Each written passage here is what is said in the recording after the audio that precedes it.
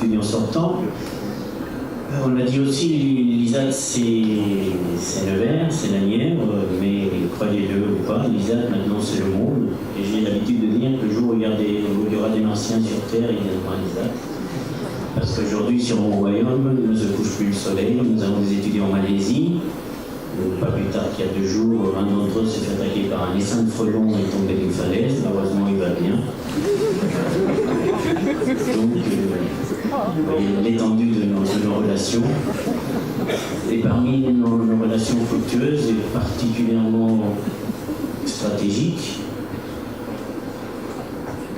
et bien entendu plus qu'amicales, je dois saluer la présence ici de Pascal Higien et de Christophe Léger, respectivement enseignant-chercheur et vice-président de l'Université d'Orléans et directeur de Polytech Orléans, avec qui nous cohabilitons un diplôme de master international qui peut être l'archétype de ce que peut être une bonne collaboration entre établissements universitaires aujourd'hui en France. Est-ce que Christophe, tu accepterais de délivrer nos diplômes avec moi? Merci de l'applaudir.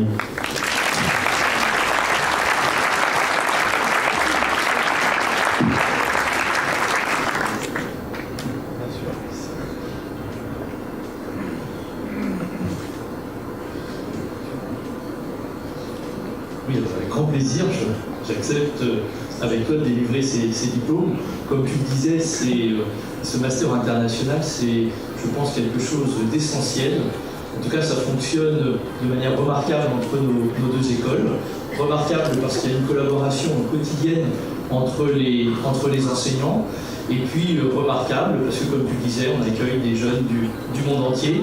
Et ça, en termes de rayonnement de l'Université d'Orléans, de Polytech Orléans, rayonnement de l'Université de Bourgogne, de la Nièvre et de l'ISAT, c'est quelque chose d'essentiel. Et c'est de manière très fière qu'on accueille les étudiants qui reconnaissent finalement la qualité de nos formations. Bon, alors, une journée historique dans l'histoire de notre République. 2 écoles d'ingénieurs délivrent un diplôme ensemble. Et c'est la préfiguration d'un avenir dont le président Bonin est parfaitement convaincu dans le cadre des regroupements des établissements, qui respectent les identités des uns et des autres et aussi leur potentiel. Merci à vous. Nous allons appeler notre premier étudiant de ce master, M. Dragos Balaban, de la nationalité roumaine. Merci.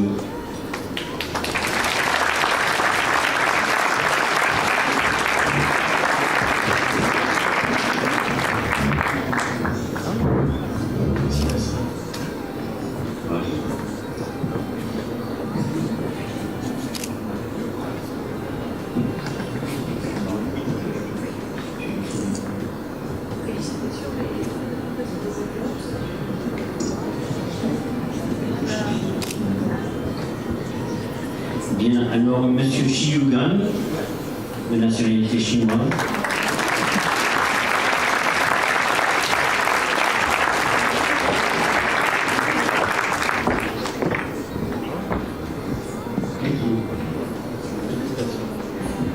So you know that the particularity of this master is that you must speak English for all courses.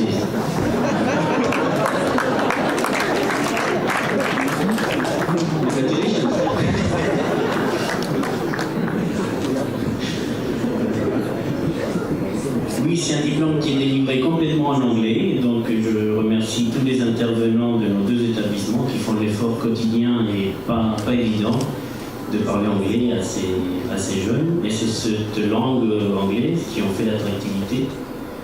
Il faut comprendre que si ces cours n'étaient pas dispensés en anglais, tout simplement ces jeunes-là ne viendraient pas. Donc ce n'est pas une attaque contre la langue, c'est sa défense. C'est-à-dire le rayonnement du français. Ces jeunes-là sont arrivés il y a 2 ans en Orléans. Ils voulaient étudier en Europe. Aujourd'hui, ils parlent français. Vous voyez que c'est comme une réussite culturelle. Monsieur Bogdan Nicolae Georgescu, de nationalité roumaine. Vous êtes du boulot.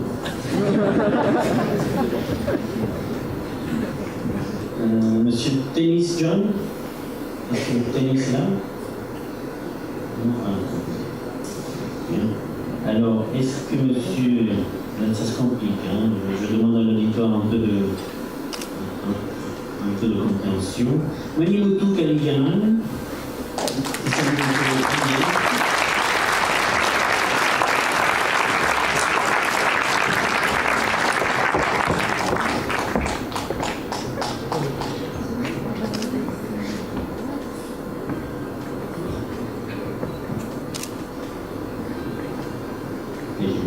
Donc, effectivement, aujourd'hui, on délivre 2 diplômes qui n'en font qu'un, mais quand même, l'identité des 2 universités, des 2 écoles est respectée. Donc, chacun part avec, en fait, 3 papiers. Un diplôme officiel de l'Université d'Orléans, un diplôme officiel de l'Université de Bourgogne et un diplôme en anglais, traduction officielle du diplôme commun. Monsieur Chibin Samal.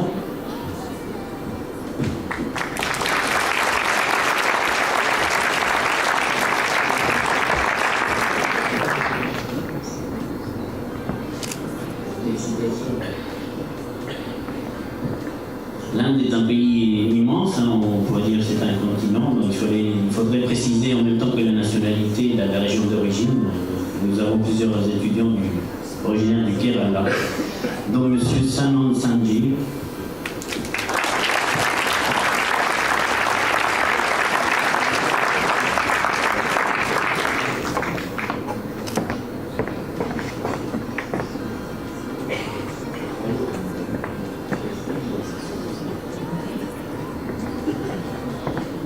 Est-ce que Shalom Vinit est là?